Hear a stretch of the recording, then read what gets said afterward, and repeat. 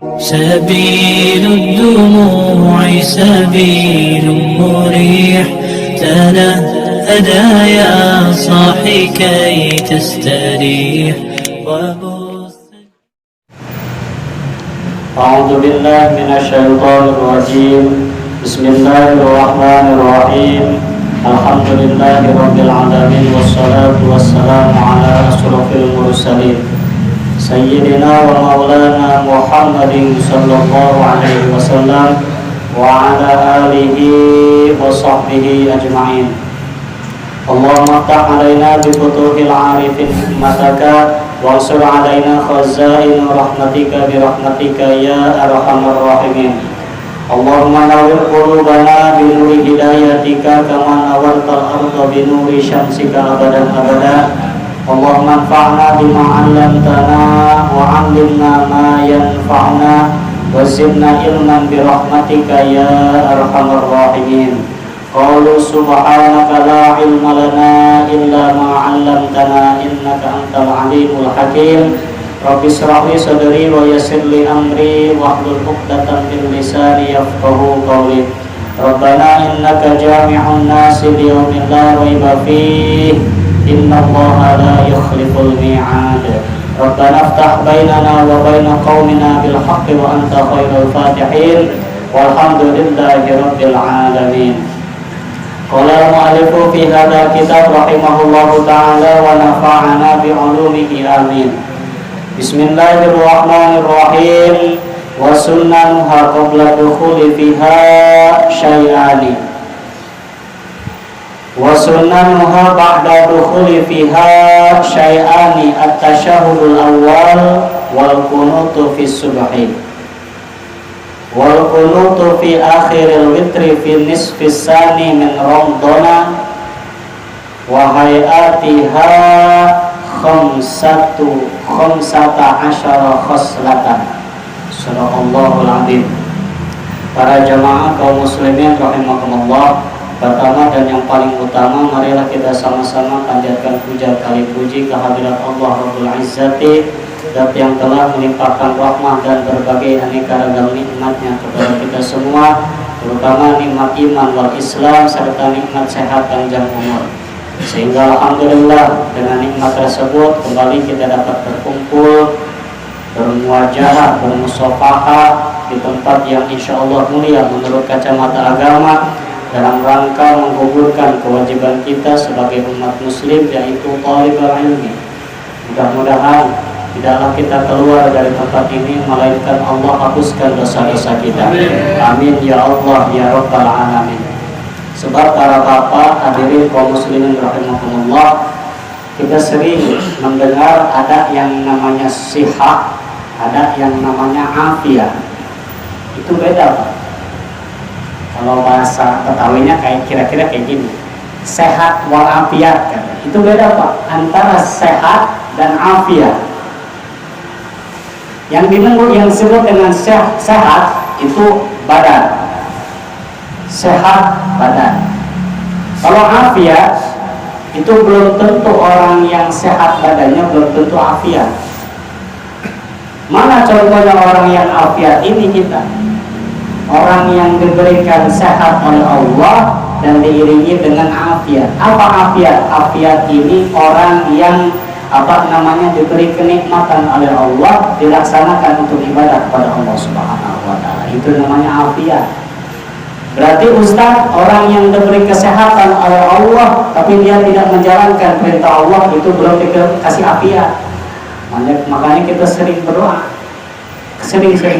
Allahumma inna nas'aluka al-afwa wal afiyah fid din wa dunya wal akhirah.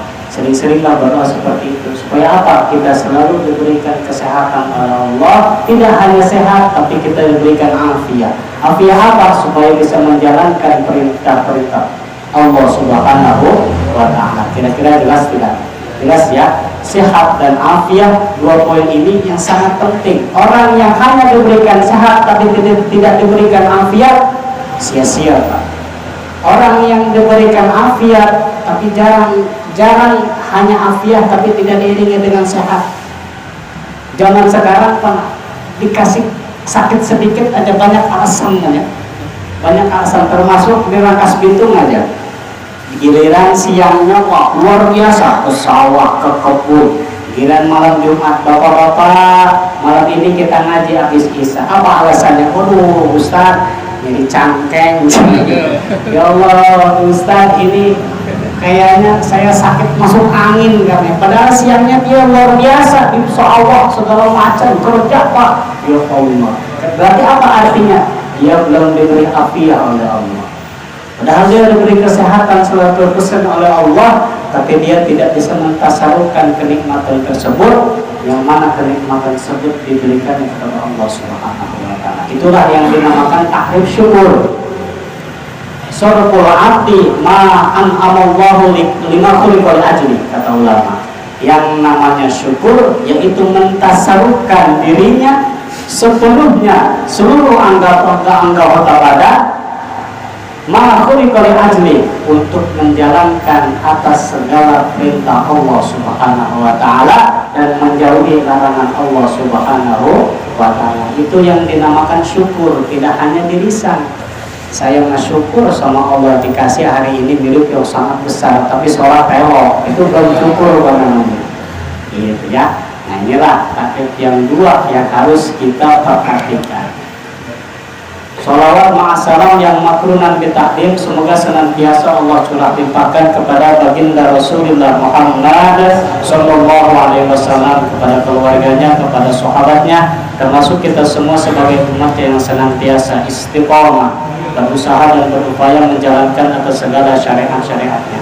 Para bapak hadirin kaum muslimin rahimakumullah, minggu yang lalu kita membahas tentang sunnah sebelum masuk waktunya sholat, yang mana sunnahnya itu sebelum masuk waktunya sholat fardu itu ada dua, yang pertama adzan dan yang kedua yaitu iqamah. Dan sekarang kita membahas masih tentang lingkupan sholat, yang mana wasunnanuha ba'da dukhuli fiha, sunnah setelah masuk waktunya sholat itu ada dua, yang mana perlu saya ulangi, takrif daripada sunnah yusabu fa'iluhu wala yu'aqibu tarikuhu, itu takrifnya sunnah, dilaksanakan mendapat pahala, ditinggalkan tidak mendapat siksa. Nah itu takrifnya sunnah.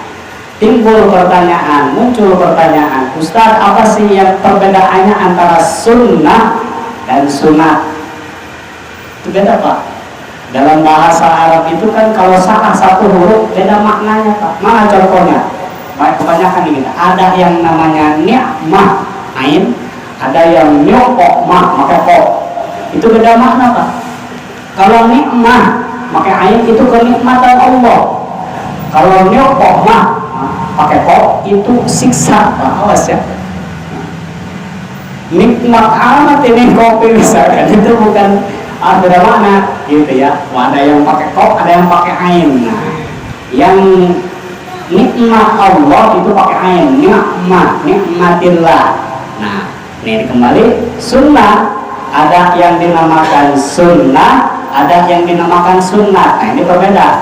Mana yang disebut sunnah tadi? Yusabu fa'iluhu wa la yu'aqibu tarikuhu, dilaksanakannya mendapat pahala, ditinggalkannya pun tidak mendapat dosa. Itu takrif sunnah. Ada lagi sunnah. Nah kalau sunnah ini yaitu ma'udi fa'ilan Nabi alaihi salatu wassalam min fa'ilihi. Jadi seluruh pekerjaan yang dilakukan oleh Nabi itu sunnah. Nabi semasa hidupnya melakukan sebelum sholat yusur, itu sunnat Nabi.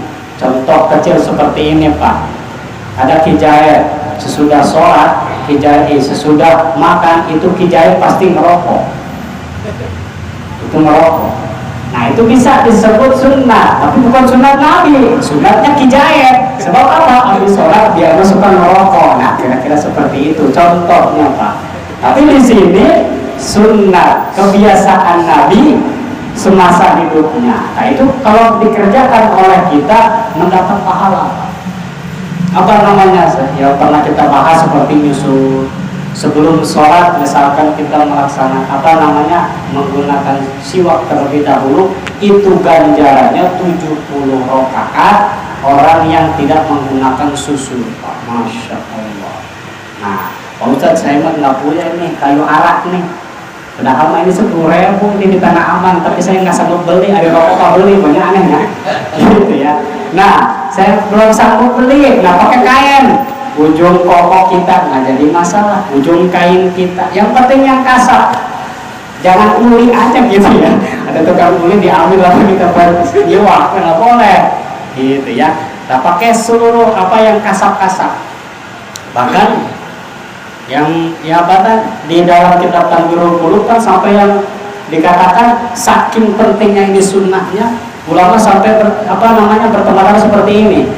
Jikalau tangan kita itu termasuknya yang halus, ada tangan orang lain yang kasar, itu kita boleh pakai tangan orang lain, Pak, diizni tapi dengan izin orang tersebut.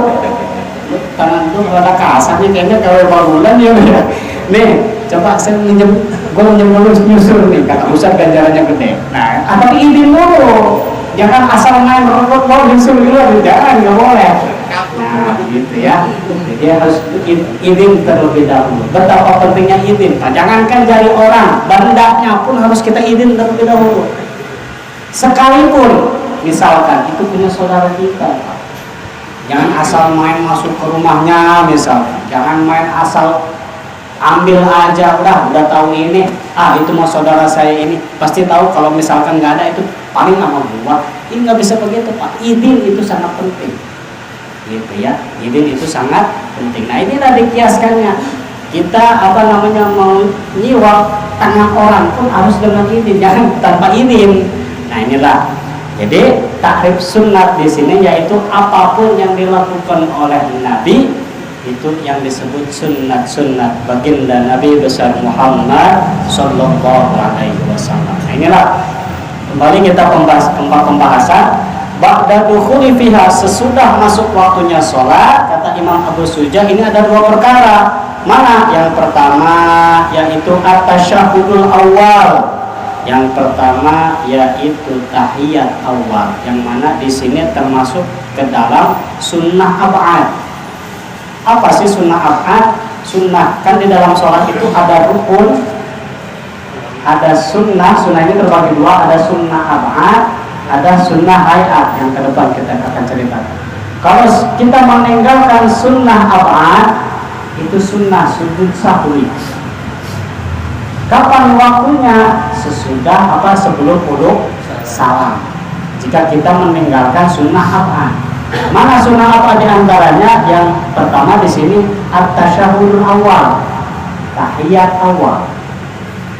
Rakaat kedua sholat dhuhr, rakaat kedua sholat asar, rakaat kedua sholat maghrib, rakaat kedua sholat isya. Jikalau kita meninggalkannya itu di akhir sebelum salam, kita sunnah sujud sahwi. Kita patumuin dijelaskan. Kita baru ingatnya ini, baru engahnya ini udah salam Ustaz, bahkan udah wiridan segala macam. Sebelum keluar pintu musola baru ingat, gua tadi enggak baca tahiyat awal nih. Nah, fauran pada waktu harita, ketika kita ingat langsung ngadep ke barat sujud sahwi. Tapi bagaimana? Udah di rumah, udah ngopi segala, ngobrol sama istri, baru ingat, kenapa Bang? Tadi gua enggak sujud tahiyat awal. Itu gimana Ustaz? Udah nggak usah. Kira aku sujud ngadep majikan, bagaimana mungkin ya? Nah, kalau sudah tidak di lingkungan musolli, jadi masalah, gitu ya. Kecuali masih di lingkungan musola, masjid, gitu ya. Kita baru ingat, baru kalau kemarin kita sujud, gitu ya. Nah, inilah sujud syahwi. Nah, yang pertama tasyahud awal, yang kedua wal qunutu fi subhi, kunut di dalam sholat subuh. Nah, ini juga jikalau kita meninggalkannya itu sunnah sujud sahwi. Gitu ya. Kunut nih, ke depan kita ceritakan apa sih yang disebut kunut. Yang disebut kunut di sini takrifnya yaitu wa huwa lughatan ad-du'a. Kunut di sini menurut lugat yaitu doa. Gitu ya, menurut lugat yaitu doa. Sedangkan menurut syara yang dinamakan kunut dzikrun makhsusun, zikir yang ditentukan. Wahwa yang mana zikir tersebut yaitu Allahumma hdini fiman hadait. Wahwa di sini pendapat waridun ilan Nabi alaihi salatu wassalam, wiridan, kelakuan yang dilakukan oleh baginda Nabi besar Muhammad sallallahu alaihi wasallam. Mana Allahumma hdini fiman hadait wa afini fiman dan seterusnya. Itu wiridan daripada Kanjeng Rasul. Gitu ya.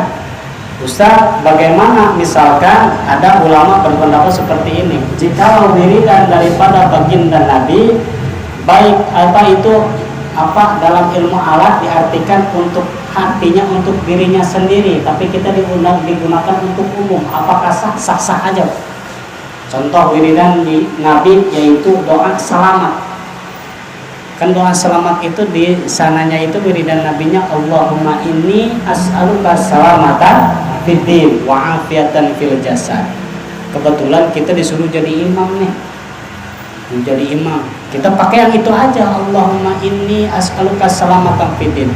Padahal secara arti kita belum berbicara tentang alat. Secara arti, ya Allah, saya minta kepadamu, saya bukan kami. Saya minta kepadamu, selamatkanlah diri saya. Selamatkanlah diri saya.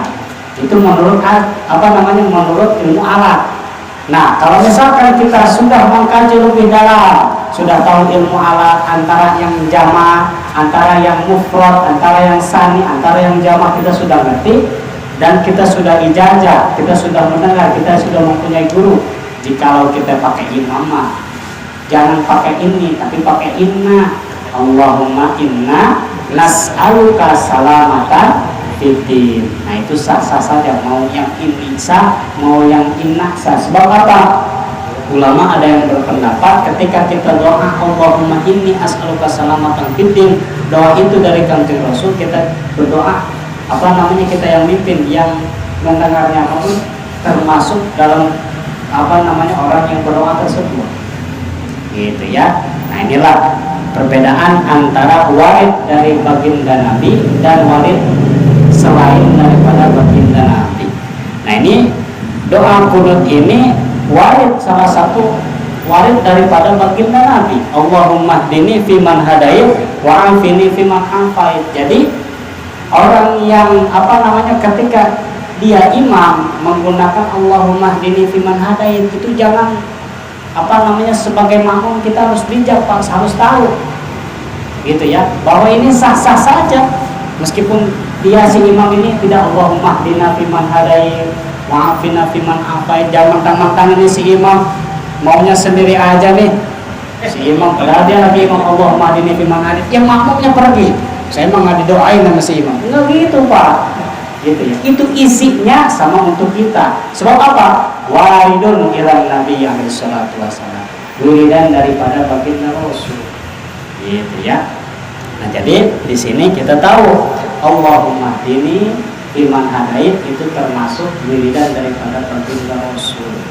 Nah, jadi kita jangan meninggalkan, Pak. Kita tahu arti tapi nggak matang kalau kata ini. Itu asa ilmuna, gitu ya. Jadi makmum ada yang doa Allahumma hdini fiman hadait malah pergi. Dia mah ngedoanya buat sendiri itu si imam mah malu kayak gitu ya, nggak pagi-pagi sama kita, nggak begitu, Pak. Ya, seorang yang baik. Nah, terus wal kunutu fi akhiril witri fi nisfi sani min syahri Ramadan. Dan kunut di setengah akhir, dan kunut di akhir sholat witir setengah setengahnya bulan Ramadan, 15, 16, 17 sampai 30 hari. Itu ada yang dinamakan kunut ya. Sebelum akhirnya sholat witir itu disunahkannya kita melaksanakan kunut. Jikalau isi imam lupa, itu sunnah sujud sahwi. Sunnah juga mengajak mengajak si makmum. Kan biasanya kan ada ya fenomena makmum mengingatkan. Ini kebetulan makmum semua juga mengikut imam, gitu ya. Mutaba'ah, si imam sujud kita sujud. Nggak perlu apapun. Kalau misalkan si imamnya ingat, saya tadi tidak tidak kunut. Nah ini wajib mengajak mengajak kepada si makmum untuk sujud sahwi, gitu ya. Jikalau ini si imam sudah diingatkan oleh makmum, luar biasa subhanallah ngalen, gitu ya, gitu ya, nggak lupa nggak apa, sudah diingatkan juga tetap melanjutkan sholatnya, tidak melaksanakan kunut. Nah inilah sunnah sujud sahwi, inilah. Terus wahwa kakunutis subhil mutaqaddimi fi mahalihi wa lafdhihi. Nah yang disebut kunut subuh ataupun kunut-kunut yang tadi yang akhir witir setengahnya bulan Ramadan itu lafaz dan tempatnya pun sudah sama-sama Pak. Jadi di rakaat terakhir. Pak Ustadz saya mau di rakaat awal aja Pak Ustadz, nggak bisa. Jadi harus di fi mahalihi wa lafdhihi, tempatnya pun sama, lafadznya pun sama. Itu yang disebut dengan kunut. Nanti ke depan tuh ada tafsirannya. Wala tata'ayyanu kalimatal kunutis sabiqah. Jadi tidak ditentukan kalimat-kalimat tuh kunut sabiqah, yang dingin, yang dulu-dulu. Jadi jikalau kita ingin menambahkan, kan takrifnya dari awal yang dinamakan kunut yaitu doa. Doa, kalau kita berbicara tentang doa itu luas lah.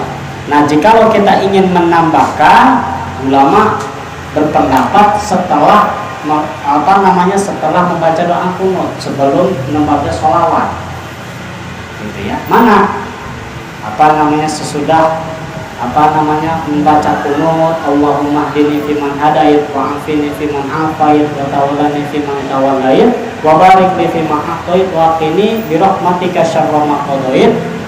Setelah itu bareng-bareng ya, setelah bareng-bareng. Nah, jikalau imam ingin menambahkan silahkan doa-doa yang apa. Itu bagaimana si makmum? Apakah tetap mengaminkan sama apa? Nah setelah itu ditutuplah dengan membaca sholawat. Wassallallahu ala sayyidina Muhammadin wa ala alihi wa sahbihi wa sallam, gitu ya. Nah jadi di sini tidak ditentukan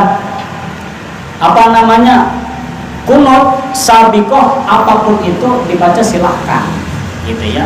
Bahkan ada yang disebut dengan kunut nazilah. Mana kunut nazilah di sini? Kunut nazilah di sini digunakan bukan hanya untuk sholat subuh, tapi untuk sholat 5 waktu.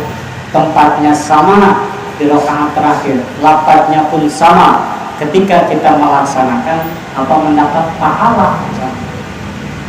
Ini asal muasalnya kunut nazilah, yaitu ketika Nabi luar biasanya mendapat gempuran dari kaum Quraisy, kaum kafir, gempuran zahiran wa batinan.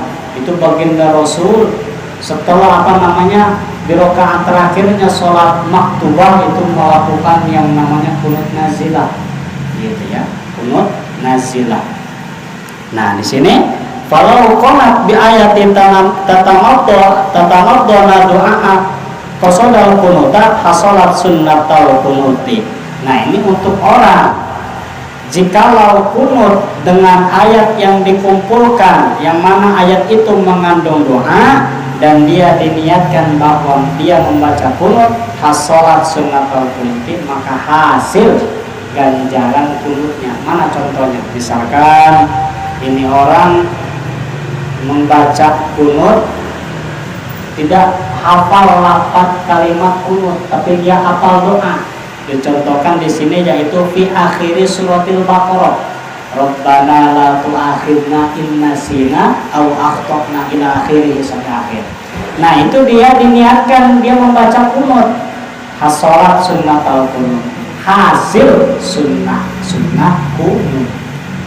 Jikalau dia tidak hafal lafaz kunut. Jadi jangan ada, saya pernah kedatangan tamu Pak, dia membicarakan tentang membaca ini Pak Ustadz, gimana saya nggak hafal kunut, saya mau belajar, masa saya sudah dituliskan tapi saya nggak hafal-hafal, tapi ketika sholat mau bacanya lupa, saya mau baca aja 3 kali. Itu kira-kira gimana Pak Ustadz, kan masuk apa enggak? Saya ingat ini Kalau misalkan ayatnya selain daripada kunut, ayat doa aja, Robbana atina kayak nggak apa-apa. Yang penting jangan kunuh. Kalau kunuh itu kurang tepat menurut saya, Pak. Saya belum ketemu. Oh, jadi saya salah, Pak Ustadz. Terus saya sekarang gimana?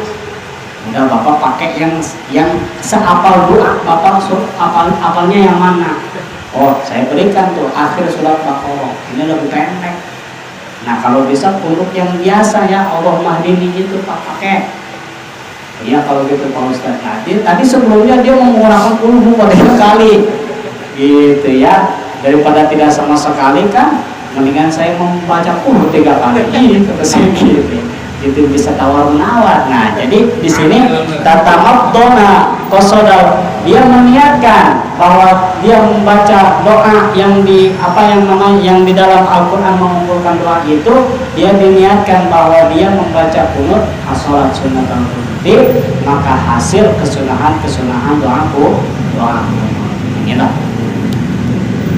Terus di sini wahayatiha ay sholati wa arada bihayatiha ma laisa ruknan fiha wala ba'don. Nah, setelah yang dua kita telah menjelaskan tentang sunnah ab'ad. Di sini Abu Sujah menerangkan tentang sunnah hayat, yang mana sunnah hayat ini ketika ma laisa ruknan, sunnah hayat ini tidak disebut rukun. Karena apa? Rukun ketika kita meninggalkannya kita ingat, itu bisa tidak jadi pas sholatnya, Pak. Ketika kita ingat itu tidak termasuk rakaat. Misalkan kita meninggalkan Fatihah, kita ingat baru kita ingatnya itu sesudah sujud, kita tadi tidak baca tuh Fatihah, kita sesudah itu kita berdiri lagi, Pak. Rakaat yang tadi tidak dihitung. Karena apa? Tadi kita tidak membaca Al-Fatihah. Sedangkan Al-Fatihah itu termasuk rukun min arkanis sholat. Jikalau kita memaksakan, udah tahu lupa tapi nggak mau diulangin lagi, itu Pak, batal sholat itu, batal sholat. Gitu ya. Nah, ini yang disebut dengan rukun. Nah, kalau tadi sunnah apa? Itu kita meninggalkannya sunnah sujud sahwi. Sedangkan ini sunnah hayat itu meskipun ditinggalkannya pun tidak usah sujud sahwi, sholatnya pun tetap sah. Jadi hanya penghias. Kalau menurut ulama, jika kita melaksanakan sholat itu seperti orang yang luar biasa cakep, dia diibaratkan manusia sempurna, tangan punya, kepala punya, kulitnya putih luar biasa, diberikan pakai baju, tapi ketika sholat dia tidak pakai celana, itu yang dinamakan kiasi hayat, kurang pantas gitu ya. Kira-kira ada orang ganteng ya Pak ya, putih luar biasa, tapi dia pakai nggak rapi, dia atasannya pakai peci, pakai kemeja, pakai jas, bawahannya nggak pakai celana lah. Nah, kira-kira pantas apa enggak? Nah, nggak pantas. Itu hayat pun seperti itu dalam sholat. Ketika kita meninggalkannya pun sholatnya dapat ganjaran, terus tidak usah sujud sahwi, tapi seperti orang orang nggak pakai celana.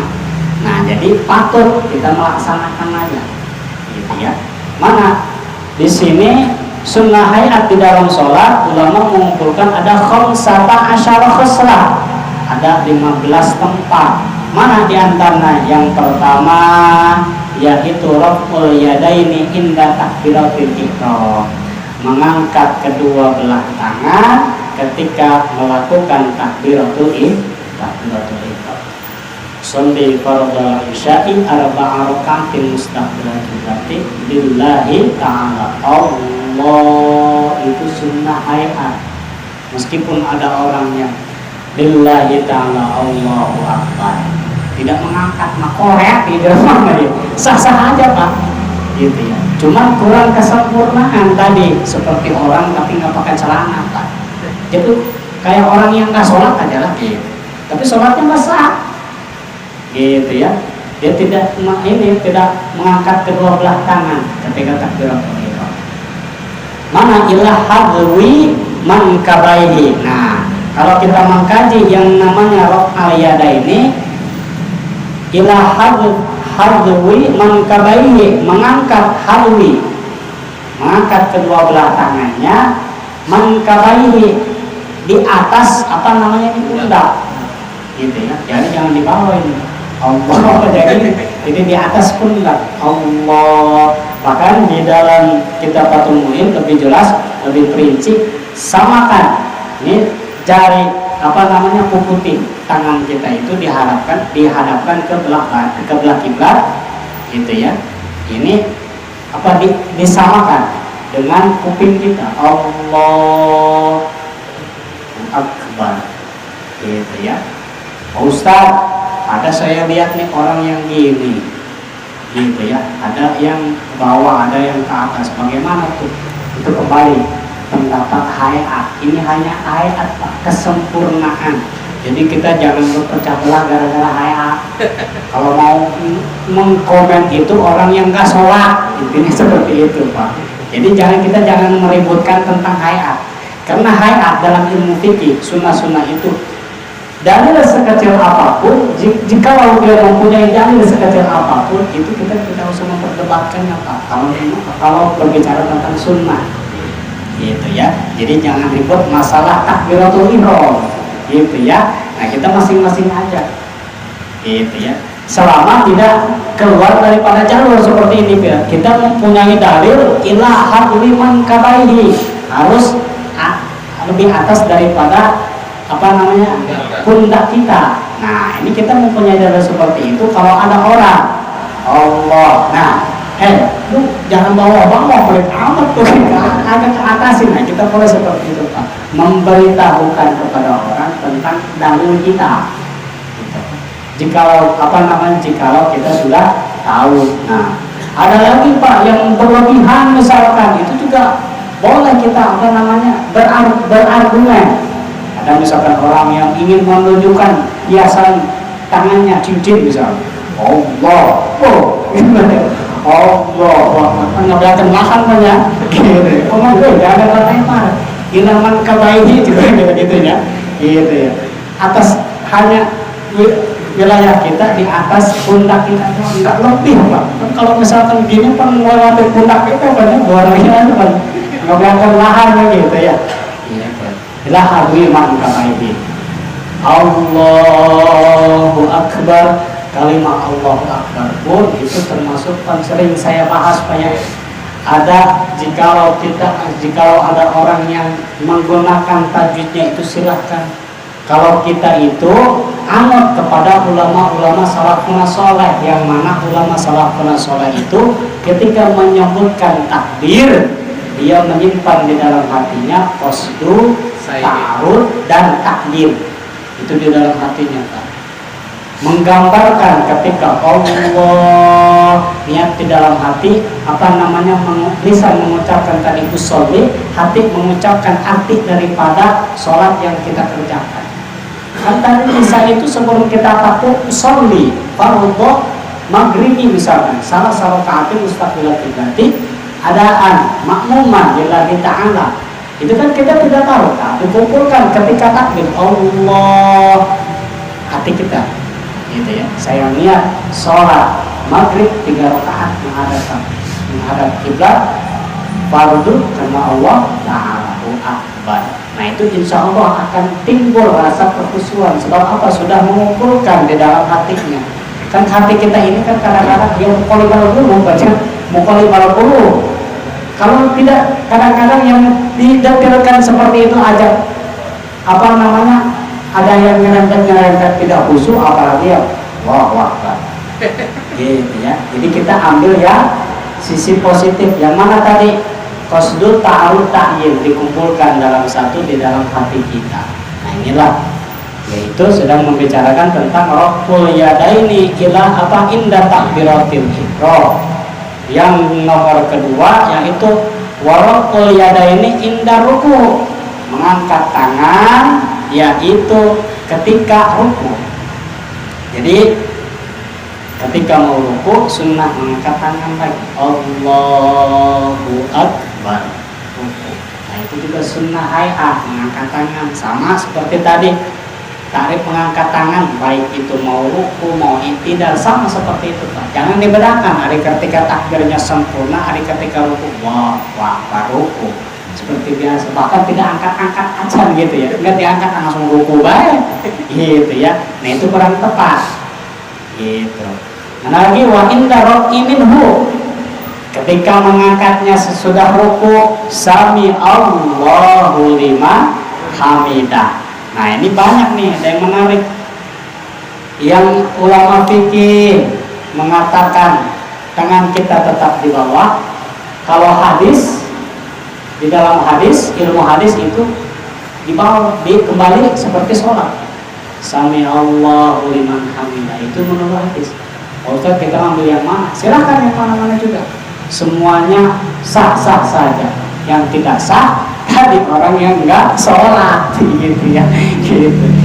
Orang yang enggak sholat, gitu. Mau yang di bawah, mau yang di apa yang namanya di seperti tadi, seperti semula, tidak ada masalah.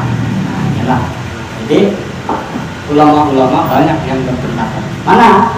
Wa inna raqi minhu wa wada'a al-yamin 'ala shimal. Apa namanya? Menaruh ketika tangan ini menaruh yang kanan di atas, yang kiri di bawah. Itu termasuk sunnah hayat, termasuk sunnah hayat ketika sholat. Nah, jadi meskipun ada yang kiri di atas, itu juga jangan dihujat Pak.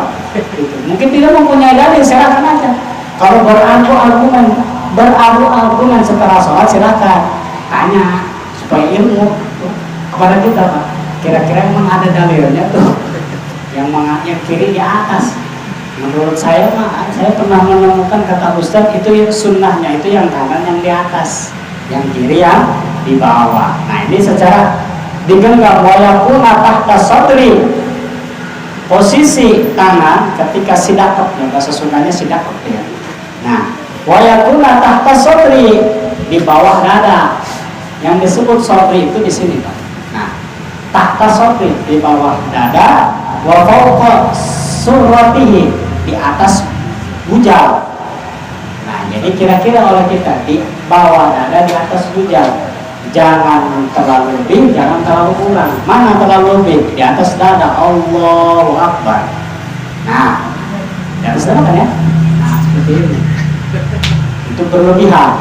Kalau enggak kurang lagi, suratihi, di bawah bujal. Allahu Akbar. Marhaba orang gitu ya. Jadi tengah-tengah.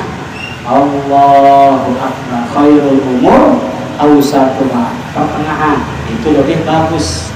Nah, ini kita mendapat ilmunya. Mana lagi? Wa tawajjuh ayat qaulil musallin akibat taharrumi, membaca yaitu di sini takbiratul ihram. Membaca takbiratul ihram, doa Allahu Akbar kabiro walhamdulillahi katsiro. Itu termasuk sunnah hay'ah. Karena apa? Saya pernah menemukan di dalam hadis, bahkan guru saya pun menjelaskan, ketika orang sholat membaca takbiratul ihram, 7 lapis langit terbuka untuk itu orang yang ketika itu orang berdoa diijabah doanya oleh Allah. Makanya disunahkan membaca doa iftitah. Doa iftitah disebut. Doa iftitah pun banyak. Ada yang kaprah masyhuran yang sering kita baca Allahu Akbar kabiro walhamdulillahi katsiro. Ada lagi Allahumma ba'id baini wa baina khotoyaya, itu gitu ya. Ada banyak, manapun kita silahkan yang mengambil gitu ya. Kenapa kita mengalap barkah, mengalap apa yang disampaikan oleh ulama. Fadilah orang yang membaca iftitah ketika sholat itu pasti diijabah doanya oleh Allah, karena ketika membaca iftitah 7 lapis langit terbuka untuk itu orang gitu ya. Ya, jadi di sini wat tawajjuh, membaca takbiratul ihram. Terus wal muradu ayyakuna musalli ba'da ta'arumi doa iftitah hadhil ayati aw ghairiha mimma warada fil istiftahi. Nah, jadi yang disebut doa iftitah itu banyak, kata ulama, banyak sekali. Ada tadi yang yang kaprah masyhur di kita Allahu akbar kabira walhamdulillahi katsira wa subhanallahi bukratan wa asila. Itu yang masyhur Pak. Itu ya. Mana lagi? Wal isti'adah ba'da tawajjuhi, yaitu membaca kawitan. Di sini lan ngawitan ba'da tawajjuhi wa tahsilu bi kulli lafdin yatamasyalu ala tawaddu'i. Isti'ad di sini yaitu membaca ta'awudz sebelum membaca suratul Fatihah. A'udzu billahi minasyaitonir rajim. Kita pernah bahas di dalam kitab Safinatun Najah, yang mana sunnah membaca isti'ad di sini fi kulli rakaatin, di setiap rakaat. Adapun ketika Bapak hanya ingin membacanya sekali, silakan, yaitu di awal rakaat. Silakan gitu ya, di awal rakaat baca ta'awudz. Rakaat kedua dan seterusnya tidak jadi masalah tidak membaca ta'awudz gitu ya. Sebab apa dalilnya? Idza qara'tal Qur'ana fasta'id billahi minasyaitonir rajim. Ketika mau membaca surat ayat-ayat Al-Qur'an, minta tolonglah, minta perlindungan daripada syaitan, minta tolong kepada Allah untuk dilindungi daripada godaan-godaan syaitan gitu ya. Karena apa? Syaitan ini luar biasa Pak. Jangankan ketika kita di luar sholat, di dalam sholat pun ini si Dayus ini luar biasa Pak. Mewaswasakan hati kita gitu ya, mewaswas. Itu ada dongeng orang yang sebelum sholat dia mencari dompet, nggak kemana-mana ketemu, giliran sholat rakaat kedua ke kamar, ya Allah, orang yang di jaket Gojek jadi gitu banyak. Nah itu apa? Itu si Dayus ini Pak sebenarnya Pak. Dayus itu Pak. Nah makanya sunnah, kata ulama, sebelum melaksanakan sholat sunnah baca Qul a'udzu birabbin nas. Itu jampe, kalau bahasa Sundanya jampe supaya kita dilindungi, hati kita, badan kita melaksanakan sholat tidak tidak digoda oleh setan, tidak digoda oleh setan. Bahkan Pak sudah tidak cukup dari situ Pak, udah hatinya kuat, hidungnya kuat, mata ngelirik ke kanan ke kiri, kadang-kadang ke depan, melihat merek samping orang lain Pak. DHSI mahal juga nih Ustaz samping gitu ya.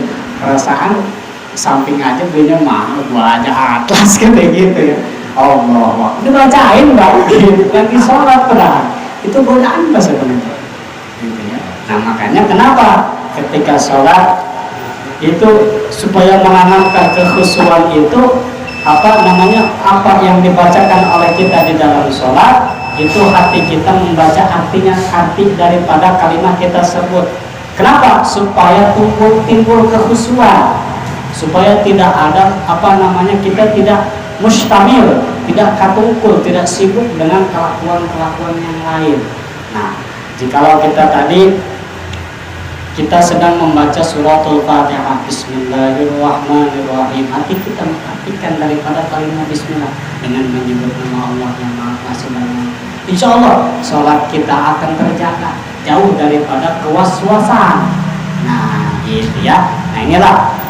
Jadi di sini isti'adah membaca ta'awudz sebelum membaca ayat maupun suratul Fatihah. Wal afdalu a'udzu billahi Bismillahil alim minasyaitonir rajim. Yang lebih utama itu ta'awudz yang sempurna. A'udzu billahi samiil alim minasyaitonir rajim. Nah inilah.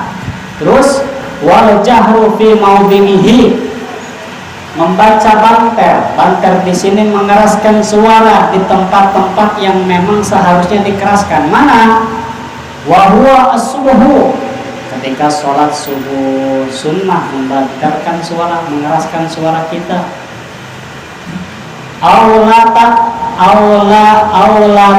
Aulatal maghrib wal isya, dan di antara sholat maghrib dan sholat isya itu kita disunnahkan membacanya susuratan, membaca Fatihah itu secara banter, secara dikeraskan Pak, disuarakan oleh kita. jangan dikunyang-kunyang. Kalau misalkan ada imam membaca padahal imam sholat maghrib dikasih speaker segala macam, tapi enggak dikeraskan suaranya, apakah sah sholat? Sah sholat. Sunnah Ustaz sujud sawi? Tidak sunnah sujud sawi, sah aja sholatnya. Cuma tadi hanya hilang kesempurnaan sholat. Paling sih yang makmum halimu kan ya.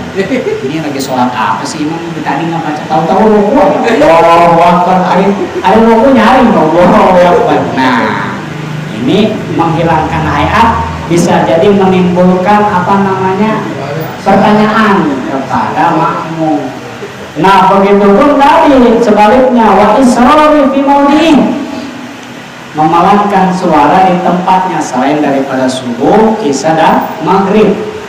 Nah, ada kebetulan nih sholat duhur tapi dia mengeraskan suaranya. Bagaimana kita sebagai makmum? Harus biarin, itu hak dia. Mungkin dia lupa, nggak tahu, dia mungkin ingin mengeraskan suaranya, sah-sah saja. Cuma tadi menimbulkan pertanyaan terhadap makmum. Sedangkan ketika makmum bertanya-tanya itu bisa jadi hilang kesempurnaan berjamaah. Makanya ketika jadi imam, pilihlah orang yang di sini adilun, orang yang adil.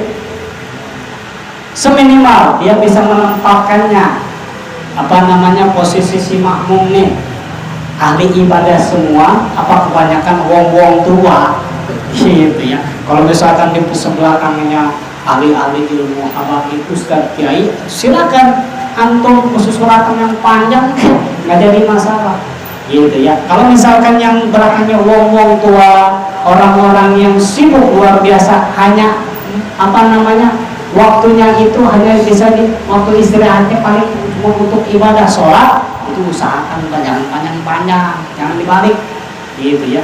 Ketika wong-wong tua membaca susurannya panjang, pasti giliran yang ada ulama-ulamanya yang tadi yang ahli-ahli ilmu suratannya pendek. Nah, ini terbalik gitu ya. Inilah bijak ketika kita menjadi imam, pilihlah imam yang adil. Nah, inilah para jemaah kaum muslimin wal muslimat rahimakumullah. Ini yang ke-15, insyaallah ini belum beres, kita akan bahas di pertemuan yang berikutnya. Mudah-mudahan kita semua diberikan ilmu yang bermanfaat, bisa melaksanakannya, kita semua diberi istiqomah oleh Allah bila bisa melaksanakan perintah-perintah Allah Subhanahu wa taala. Bi barakati kitab Al-Fatihah.